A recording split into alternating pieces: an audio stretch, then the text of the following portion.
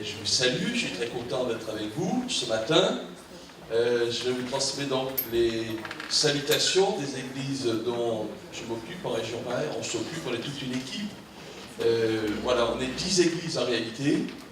Il y a 40 ans, ça fait un bout de temps, mais quand je suis revenu en Afrique, on était 40.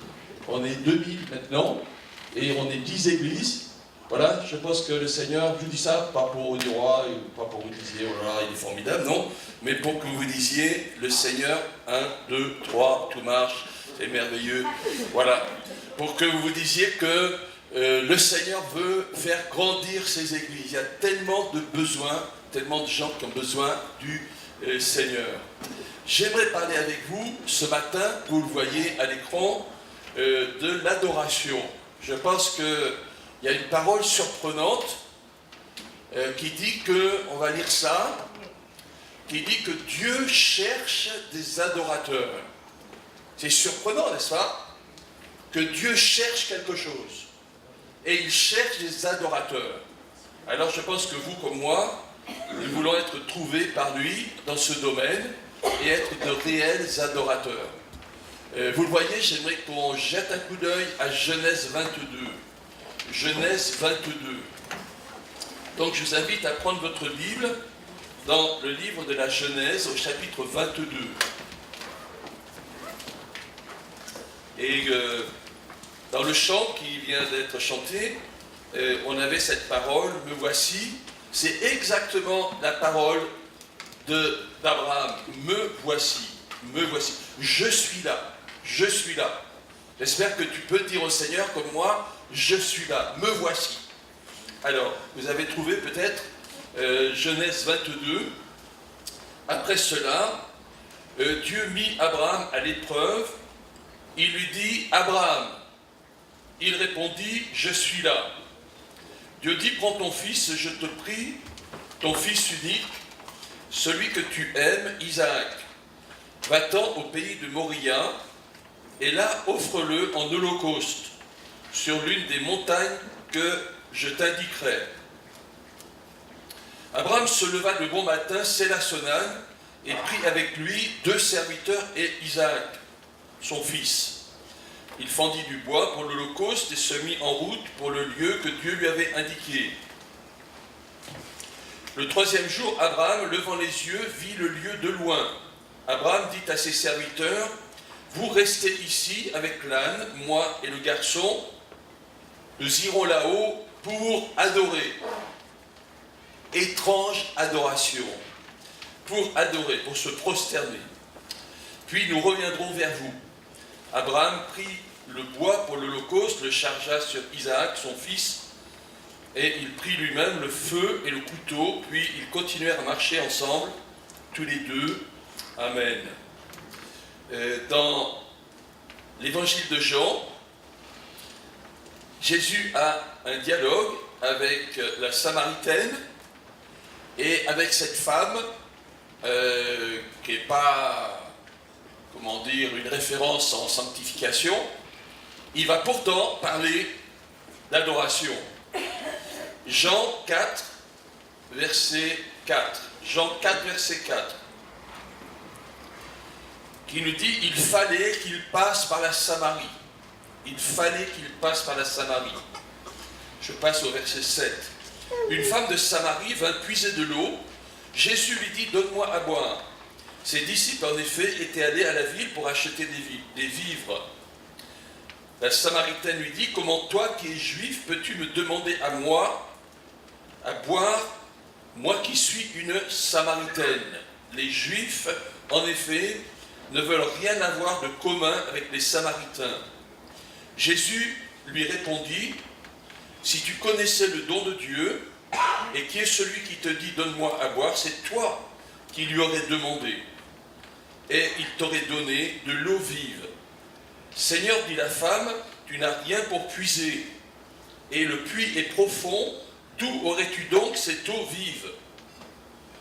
Serais-tu plus grand que Jacob notre père, qui nous a donné ce puits et qui en a bu lui-même, ainsi que ses fils et ses troupeaux? Jésus lui répondit, quiconque boit de cette eau aura soif, celui qui boira de l'eau que je lui donnerai, celui-là n'aura jamais soif. L'eau que je lui donnerai deviendra en lui une source d'eau qui jaillira jusque dans la vie éternelle. Verset 21, je vais au verset 21. Jésus dit, femme, crois-moi, l'heure vient où ce ne sera ni sur cette montagne, ni à Jérusalem, que vous adorerez le Père. Vous adorez ce que vous ne connaissez pas. Nous adorons ce que nous connaissons, car le salut vient des Juifs.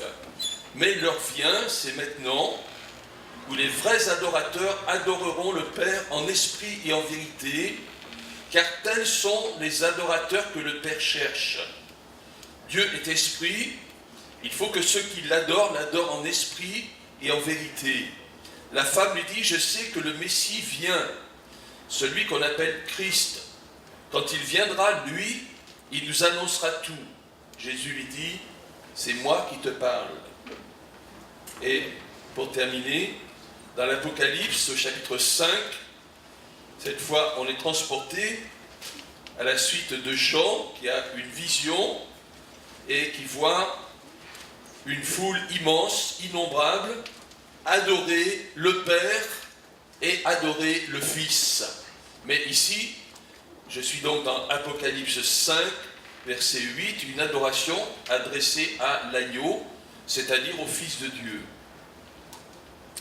Quand ils eurent reçu le livre, les 4 êtres vivants et les 24 anciens tombèrent devant l'agneau, donc se prosternèrent devant l'agneau, tenant chacun une lyre et des coupes d'or pleines d'encens, qui sont les prières des saints.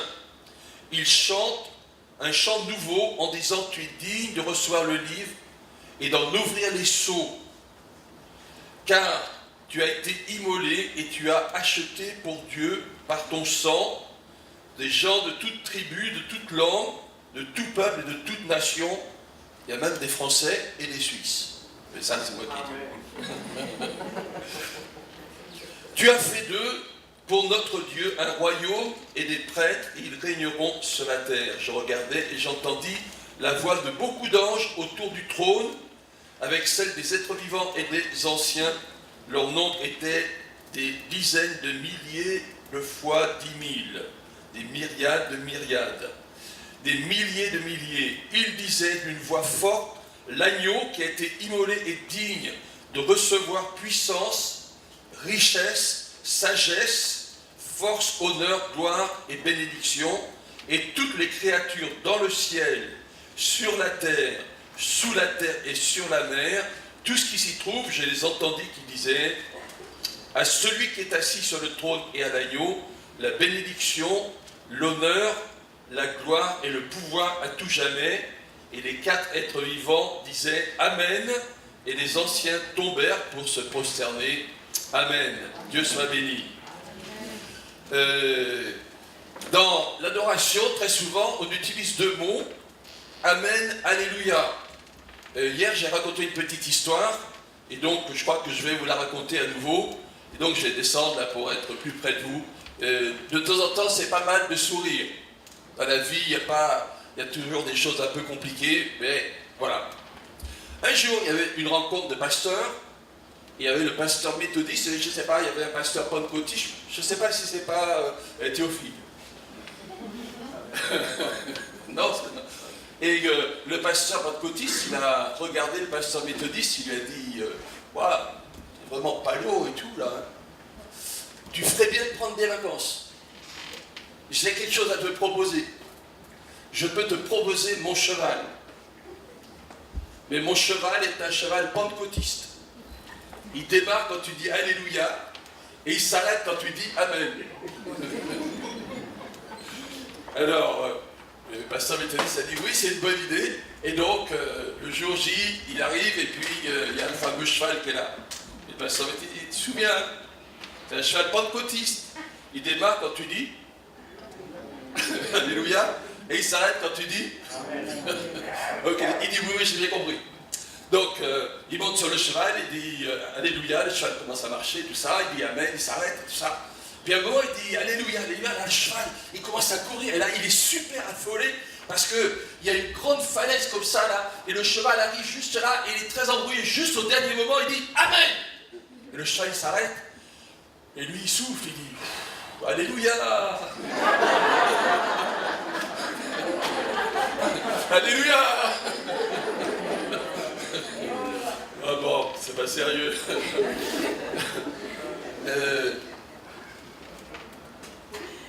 Dans le psaume 149, il nous est dit louer l'Éternel. En fait, Alléluia, ça veut dire louer l'Éternel. C'est une, comment dire, c'est une exhortation. Mais c'est devenu après une acclamation, ce qui signifie je loue l'Éternel. J'avais trouvé un papyrus, vous voyez derrière moi, du IVe siècle, où on voit utiliser ces expressions gloire à Dieu, alléluia, gloire à Dieu, gloire au Fils, alléluia, gloire au Saint-Esprit, alléluia, alléluia. Quand j'étais à Ouagadougou, je faisais de l'évangélisation dans le marché de Ouagadougou, régulièrement 2 fois par semaine. Et il y avait des enfants qui étaient là, en Afrique et tout ça, beaucoup ils venaient écouter tout ça, et quand on arrivait, ils disaient, voilà des Alléluia.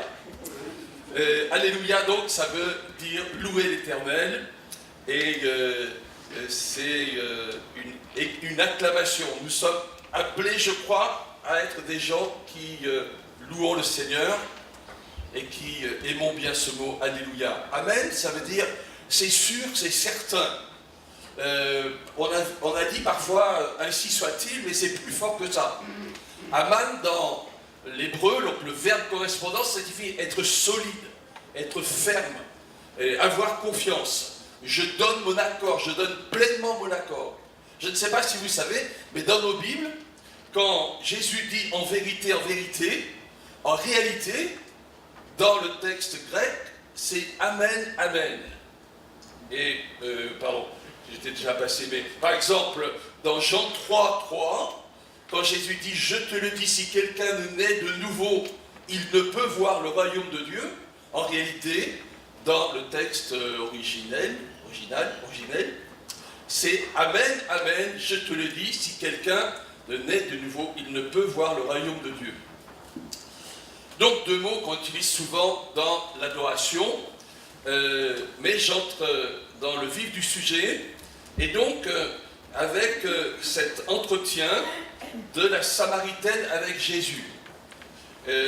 Comme je l'ai dit, c'est un personnage un peu particulier, cette Samaritaine. Elle vient pour puiser de l'eau à midi. À midi, en Palestine, ça cogne assez fort le soleil. Et donc, ce n'est pas un moment où on va faire des choses qui demandent un peu de force. J'ai l'impression, enfin on dit cela et je pense qu'on a raison, qu'elle ne veut voir personne. Elle ne veut voir personne. Et le texte dit que Jésus lui-même était fatigué, mais qu'il a commencé à entrer en dialogue avec cette femme, et cette femme donc, il va lui demander quelque chose. D'abord, je vous fais remarquer que Jésus s'adresse à une femme. Le texte nous dit que les disciples ont été étonnés de cela, déjà, mais en plus, il s'adresse à une Samaritaine. Jésus n'est ni raciste, ni sexiste. Jésus est venu pour tous les êtres humains.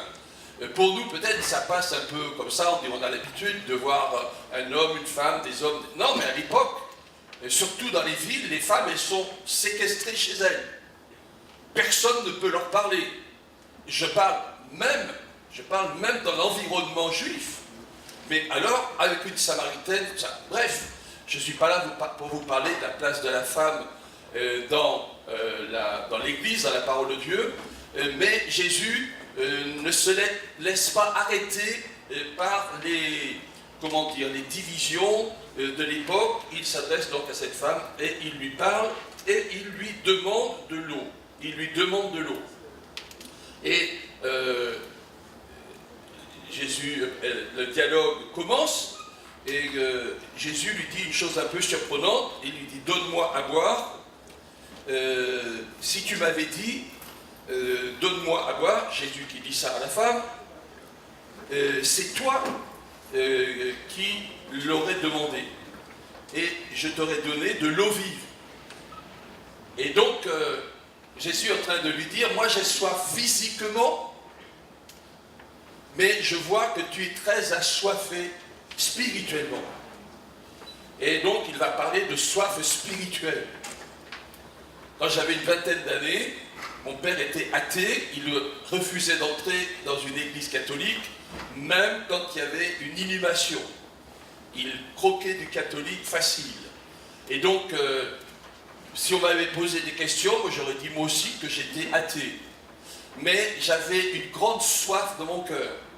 Et un matin, j'ai entendu une émission à la radio qui parlait de la Bible. Et quand mes examens ont été terminés, je suis allé dans une librairie et j'ai acheté une Bible. Alors mon frère m'a dit, mais tu vas faire quoi avec ça? J'ai commencé à lire la Bible tout seul. Alors il y avait des choses qui me plaisaient, d'autres choses qui... C'était un peu compliqué. J'ai fait des études en biologie, et donc les miracles et tout ça, c'était un peu compliqué pour moi. Bref, je ne vais pas vous raconter complètement mon témoignage. Simplement, ce que je veux vous dire, c'est que tout se passait bien pour moi, dans mes études, sport et tout ce que vous voulez, mais j'avais une très grande soif dans mon cœur. Une très grande soif dans mon cœur. Je me posais des questions, je crois que tout le monde devrait se les poser. Je fais quoi sur la terre? Ma vie, ça signifie quoi? Et évidemment, je n'avais pas de réponse, j'étais assez branché philosophie et tout ça, mais je n'avais pas de réponse à l'époque, et donc j'ai continué à lire ma Bible. Bref, vous avez compris que ça m'a mené un tout petit peu loin. Je suis là maintenant pour prêcher devant vous, parce que, comme Jésus le dit ici, il a de l'eau vive en réserve pour nous. Il a de l'eau de consolation. Dans nos vies, mes amis, mes frères et sœurs, il y a des choses qui sont compliquées, difficiles, mais l'eau vive du Seigneur veut te désaltérer ce matin. Le Seigneur veut te bénir. Voilà, dépose tes fardeaux, tes problèmes devant le Seigneur et deviens un réel adorateur. Je pense que quand on parle d'adoration, c'est bien de remonter un petit peu plus loin. Je disais, qu'est-ce qu'on fait sur la terre? Et ma vie, ça sert à quoi? Ma vie, c'est quoi? Je pense que de toute éternité, avant le commencement de l'univers, Dieu est Père, Fils et Saint-Esprit, et il y a une magnifique relation d'amour entre eux. Et je ne sais pas si c'est le Fils ou le Père qui a parlé, mais il y en a qui a dit, mais il y a une telle relation entre nous, ça serait bien qu'on fasse entrer dans cette relation d'autres êtres vivants. Des gens qui pourraient entrer dans cette relation d'amour. Et je suppose que ça correspond assez bien à l'espèce de délibération qu'on voit dans Genèse chapitre 1, faisons l'homme à notre image. L'homme et la femme, bien sûr. Faisons l'être humain à notre image. Je pense que la destinée, parfois on chante ça. Je suis né pour adorer. Et là, je vous ai dit, on a vu, la parole de Dieu nous dit que Dieu cherche des adorateurs. Non pas qu'il ait besoin. Dieu, il est tout, comment dire, il n'a besoin de rien en principe. Il a simplement cette idée, je parle du Dieu trinitaire, Père, Fils et Saint-Esprit, cette idée, il y a une telle relation d'amour entre nous, le Père, le Fils et le Saint-Esprit, qu'on voudrait faire entrer des créatures dans cette relation-là. Et je pense que l'être humain correspond à cela. L'être humain à l'image de Dieu, l'être humain qui est profondément religieux. Même je ne sais pas, si je n'ai pas le temps de prendre avec vous le communisme, les choses comme ça, mais l'être humain, il est toujours religieux. Et même les choses qui ne sont pas religieuses, il en fait une religion. Non, je ne vais pas vous parler du foot. Ça vous dit quelque chose, là? Donc, hein? Voilà. Donc, mais c'est presque une religion. Vous les voyez, ils sont en train de louer, je ne sais pas qui, Mbappé ou je ne sais pas quoi, ou voilà. On en fait une religion. Les êtres humains, ils sont capables de faire des trucs énormes pour la religion. les pyramides. Vous imaginez? Les tonnes et les tonnes pour l'au-delà, en Égypte. Mais plein de choses comme ça, les ziggourats, tour de Babel, etc. Plein de choses comme ça, même avant cela. Bon, je ne vais pas faire de l'archéologie avec vous ce matin. Donc, l'entretien avec la Samaritaine, elle a soif. L'être humain sans Dieu, il a soif. Pascal disait, il y a dans le cœur de l'homme un grand vide, ce vide à la forme de Dieu. Tu ne pourras jamais être vraiment épanoui si tu n'es pas en communion avec Dieu. Et parfois, les gens, ils pensent que Dieu va les embêter. Mais Dieu, il n'est pas là pour t'embêter, il est là pour te bénir. Amen. Il est là pour te faire du bien. Il est là pour te baptiser dans le Saint-Esprit. Il est là pour t'épanouir. Vous avez certainement entendu parler du philosophe français bizarre, là, qui est Onfray. Et lui, il dit qu'il ne veut pas, il ne veut pas d'un Dieu qui lui pourrit la vie. Mais Dieu, il n'a pas envie de te pourrir la vie. Il a envie de bénir ta vie. Ne te laisse pas tromper par le diable qui va te dire, t'approche pas de Dieu, sinon il va te pourrir la vie. Au contraire, moi j'ai envie de te dire, approche-toi encore plus de Dieu. Deviens vraiment un adorateur. Heureusement que j'ai rencontré le Seigneur, je pense que ma vie elle aurait été vraiment moche. Mais avec la vie du Seigneur, on vit des choses vraiment formidables. J'avance. La Samaritaine, elle parle avec Jésus, et Jésus lui dit, alors elle entre, quand elle comprend que Jésus est une autorité religieuse, un prophète, puisqu'il lui a révélé, tu as eu 5 maris, le mari avec lequel tu es maintenant, c'est pas ton mari, et tout ça, là, elle est un peu secouée, et elle va entrer dans la discussion religieuse. Et elle dit, mais alors Dieu, où est-ce qu'il faut l'adorer? À Jérusalem ou sur cette montagne? Les Samaritains, ils adoraient sur le mont Garizim. Il y a encore quelques personnes de religion samaritaine actuellement, un petit millier à peu près, et donc, et ils avaient une foi dans un Messie qui vient, mais comme ils ne croyaient que dans les 5 premiers livres, alors ils se basaient, comme j'ai mis derrière moi, surtout sur Deutéronome 18, et ils appelaient le fameux Messie qui allait venir, comme vous le voyez derrière moi aussi, le Taëv. Bref, peu importe, mais Jésus lui dit, l'heure est venue où ceux qui adorent Dieu, d'abord, le salut vient des Juifs, pas des Samaritains. Donc, il faut voir dans la Bible, dans l'Ancien Testament. Mais, l'heure vient où c'est plus ici ou là que tu vas adorer Dieu, ni sur cette montagne, ni à Jérusalem, mais en esprit et en vérité partout. Là où tu es à ton boulot, avec ton patron pénible, tu peux adorer Dieu. Dis Amen. Amen. Enfin, tu dis Amen pour le patron pénible ou pas?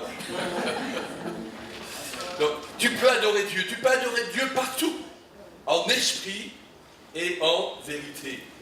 Donc, j'ai mis sur ma diapo que le lieu de pèlerinage, les lieux de pèlerinage, la question des lieux de pèlerinage et de religion est dépassée.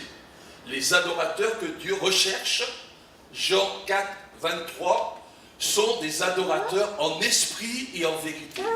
Des gens qui rentrent dans cette relation d'amour du Père, du Fils et du Saint-Esprit, avant même, alors les scientifiques diraient, avant le Big Bang. Avant, le Big Bang, ça fait loin pour les scientifiques, 13,8 milliards d'années. Waouh! Ça fait super loin. Mais pour Dieu, le temps, bof, voilà. Donc, en tout cas, nous voulons entrer dans cette relation d'amour, cette relation avec Dieu, en esprit et en vérité. Les adorateurs que Dieu recherche sont des adorateurs en esprit et en vérité. Dieu cherche, et moi je veux me laisser trouver par lui, je veux vraiment entrer dans cette relation d'amour avec lui. Amen. C'est ça qui est le plus formidable. Et à ce moment-là, on a une vie vraiment épanouie. Juste pour sourire un tout petit peu, j'en redescends à nouveau. Un jour, il y avait, en Amérique, je pense, ou en Angleterre, je ne sais pas, il y avait les puritains. Les puritains, c'était des gens, ils étaient bibliques, mais quand même, un peu sectaires sur les bords, et la joie, c'était franchement pas top pour eux.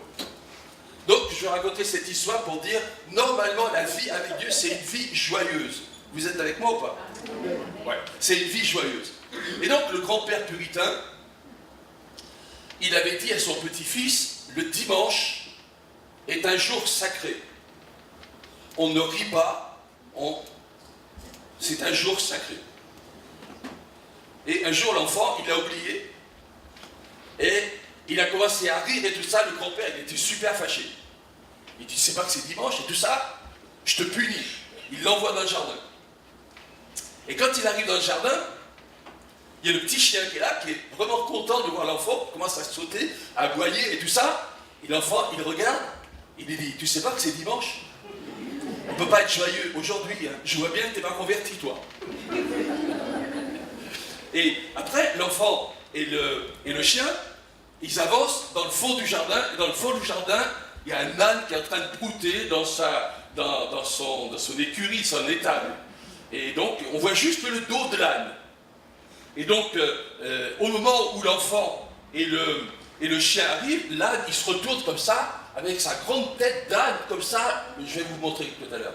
Une grande tête d'âne, et l'enfant, il regarde, il dit, waouh, tu as exactement la tête de grand-père. Toi, tu dois être un bon chrétien.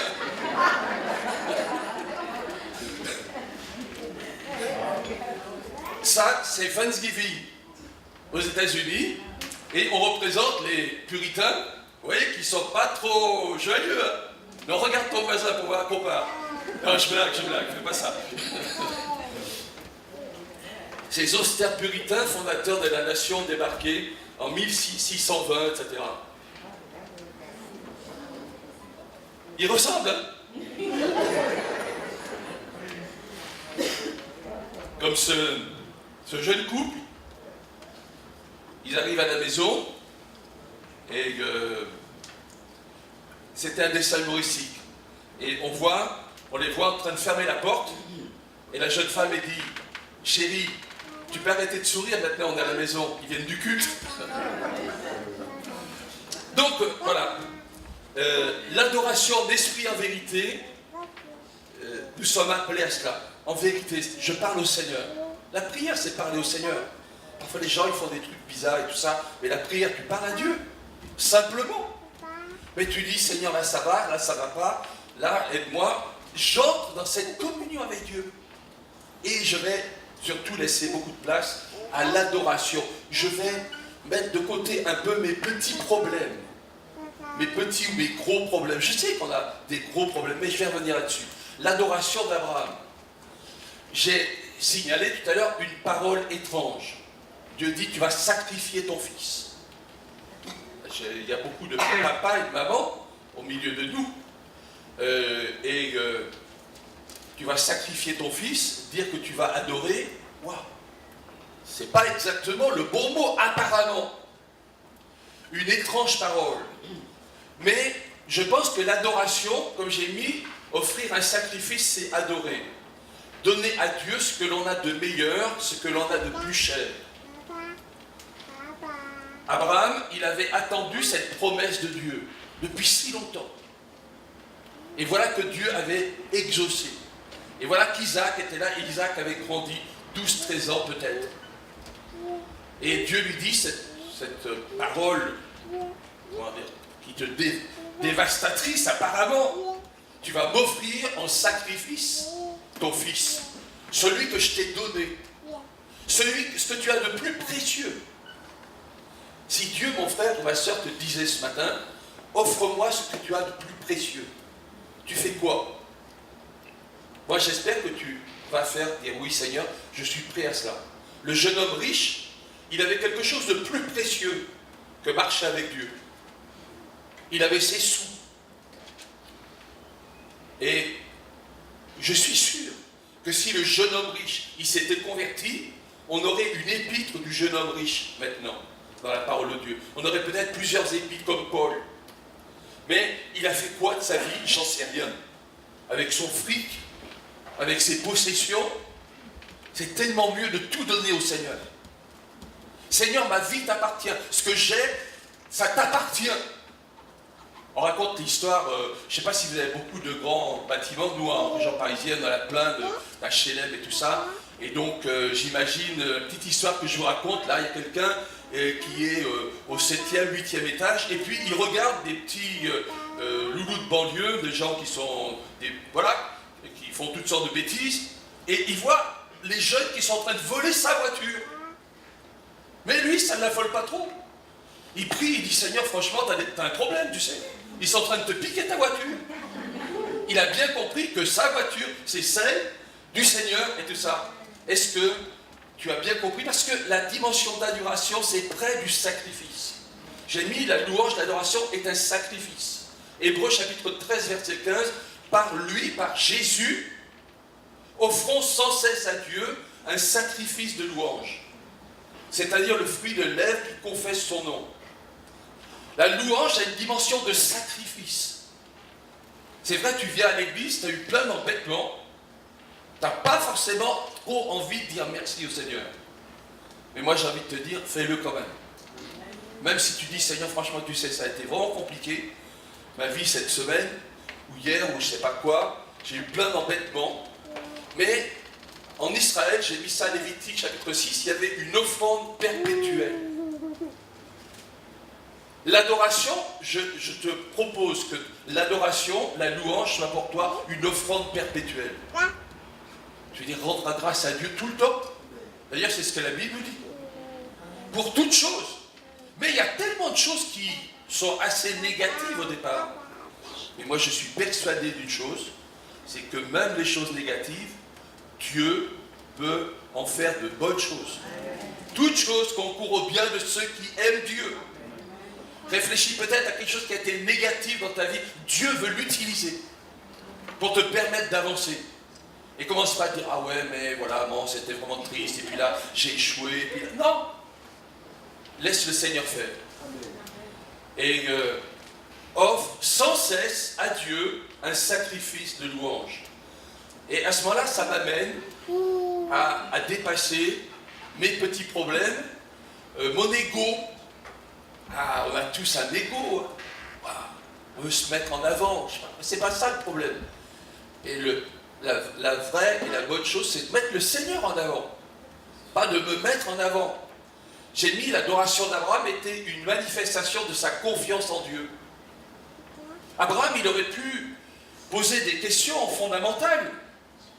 Vous savez qu'à l'époque, sacrifier un enfant, c'était habituel pour les païens. Et il aurait pu dire, mais Seigneur, mais t'es pas comme les Astartés, les Baals, comme ces faux dieux sanguinaires. Ouais, Seigneur, je comprends rien. Ah non, je ne peux pas faire ça. Non. La parole d'Abraham, que j'ai remarqué avec vous, et qui a été chantée par les jeunes, là, c'est « Me voici. Je suis là. » C'est bien de dire au Seigneur « Me voici. Je suis là. » Que Dieu soit béni. J'avance. Adorer, c'est considérer les choses comme Dieu, et donc mieux comprendre la volonté divine. Je vous fais remarquer que les psaumes, qui sont des modèles de prière, sont remplis de louanges et d'adoration. Pourtant, David, un si grand psalmiste, il n'a pas eu une vie... c'était plutôt compliqué, hein. Un homme de guerre, ça, oui, c'est vrai que c'était un courageux. Mais Saül le poursuit, il veut le tuer. Mais David, il se comporte de manière magnifique. Quelqu'un te poursuit pour te tuer. Tu vas te réfugier dans une grotte. Celui qui veut te tuer vient derrière toi. C'est l'obscurité, mais toi déjà tu t'es habitué à cette obscurité-là. Et il est juste là. Et tu as tes copains à côté qui te disent, cette fois, Dieu te bénit, tue-le. Et la parole de Dieu nous dit que David s'est approché, non pas pour tuer, mais pour couper le bord du manteau, et que David tremblait de peur. Non, pas de peur. Enfin, pas de peur d'être tué, mais de peur de toucher à quelqu'un qui est une autorité pour lui, c'est-à-dire Saül. possédé par le diable. Il avait tellement de raisons de dire, ouais, je le tue. Il avait tellement de raisons de dire, les autres, ils ont raison, Dieu, là, me le met devant. Ça, c'est David, conduit par Dieu, qui craint Dieu, jusqu'à trembler, parce que je suppose qu'il avait envie. Mais mon frère, ma soeur, en tant que chrétien, nous sommes appelés à vivre comme ça. Ça s'appelle le fruit de l'esprit. Et le fruit de l'esprit, parfois, c'est pas si évident, mais c'est pour ça qu'il faut être rempli du Saint-Esprit. Parce que parfois, tu as envie de dire une méchanceté, parfois, tu as envie d'insulter, parfois, tu as envie de manœuvrer pour ah oui, il m'a fait ça, il va voir ce que je vais lui mettre dans les dents, ou je sais pas quoi, et je renvoie des trucs sur Facebook, ou je sais pas quoi. Enfin, moi, je n'ai pas Facebook, mais il faut voir ce que les gens se disent, là, les jeunes, là, ouh, là, Facebook, tu règles les comptes là-dedans. Mais ça s'appelle être charnel. Les psaumes sont des modèles de prière, ils sont frais et remplis de louanges et d'adoration. Tu sièges au milieu des louanges d'Israël. Dieu vient et habite dans son église, dans une église qui l'adore, réellement. Sa louange sera toujours dans ma bouche. Et le psalmiste va dire, psaume 34, va dire que je vais dire ton adoration dans la grande assemblée. Je vais m'exprimer. Je vais terminer avec cette idée. Je vais m'exprimer avec mon corps. Entrer dans ses portes avec des louanges. Alors, je suis pasteur, et parfois, il y a des personnes à la sortie, j'avoue que je me dis après, tu viens de faire une bêtise. Je salue le frère, la sœur, j'embrasse, on s'embrasse beaucoup là-bas. Ben, je suis payé pour ça, mais bon. Et donc, on s'embrasse, et puis parfois je dis, alors, est-ce que ça va? Bon, en général, c'est bon. Hein. Je dis, ouais, ça va, le Seigneur est bon, et tout ça. Mais il y a deux ou trois, quelques-uns, là, il ne faut pas poser cette question-là. Est-ce que ça va? Non, ça va toujours pas. Là, il y a ceci, il y a les problèmes, il y a son chien qui est malade, il y a son... Enfin, il y a plein de trucs, quoi. Mais le Seigneur siège au milieu des louanges d'Israël. Tu veux que le Seigneur te remplisse de cet esprit? Sois un adorateur. Loue le Seigneur.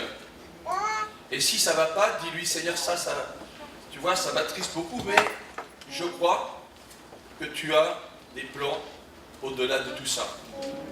Et ça va te consoler, ça va t'apaiser, et ça va être comme cette eau vive dont je parle, ça va te désaltérer. J'aime bien Job 38, verset 2, ou 42, verset 3. Et Job, parfois on ne le comprend pas bien, le livre de Job.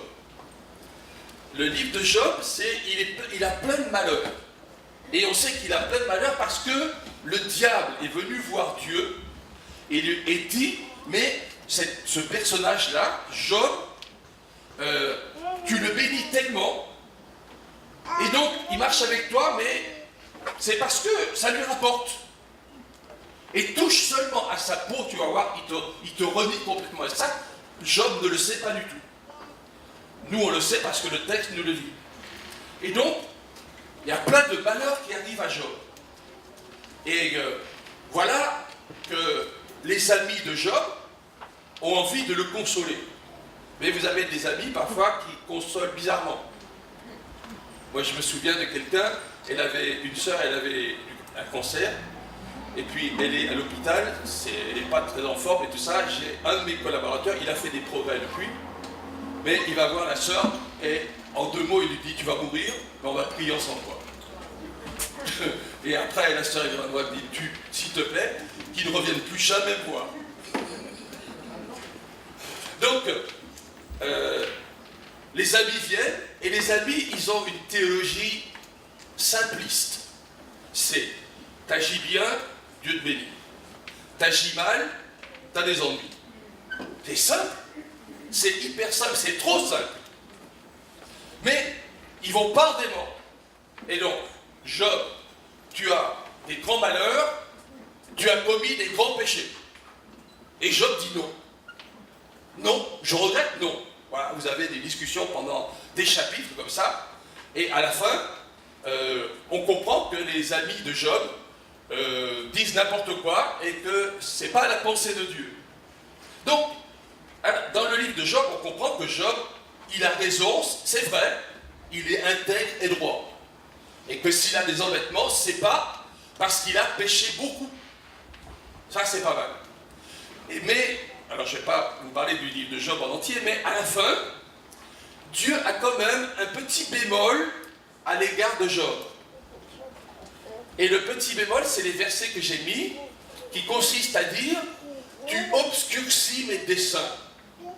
C'est-à-dire, tu es tellement, comment dire, rouspéteur, tu as raison, mais tu rouspètes tellement que mon plan pour toi devient comme, tu ne vois plus les choses, tu ne vois plus le plan de Dieu pour toi, tu ne vois plus les choses de Dieu, tu obscurcis mes desseins. Je pense que parfois, nous obscurcissons les desseins de Dieu quand nous ne sommes pas des adorateurs. Et nous nous disons, Seigneur, conduis-moi, mais le Seigneur ne va pas nous conduire parce que notre cœur va être comme, je ne sais pas, imaginez un lac, le lac pas loin ici, mais s'il n'y a pas de vent du tout, alors le paysage se reflète intégralement. Par contre, s'il y a un tout petit peu de vent, s'il y a des petites vaguelettes, ça commence déjà à être voilé, à être troublé. Et on ne comprend plus la pensée de Dieu, les desseins de Dieu et tout ça. Et parfois, comme je l'ai mis, parfois, on devient illogique. Non, je parle d'Élie, là. Élie, il va arriver, loin, il a voyagé loin de Jézabel, et il dit, mais Seigneur, tue-moi.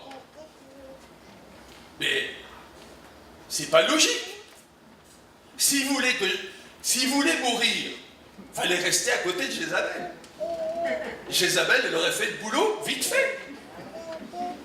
Parfois, on n'est pas logique.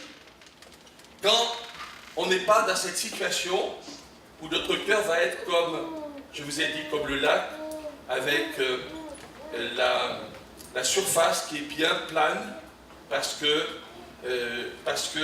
notre cœur n'est pas troublé, parce que nous ne vivons pas comme Job qui obscurcissait les desseins de Dieu. Je vais terminer bientôt. On se méfie toujours quand un pasteur dit ça.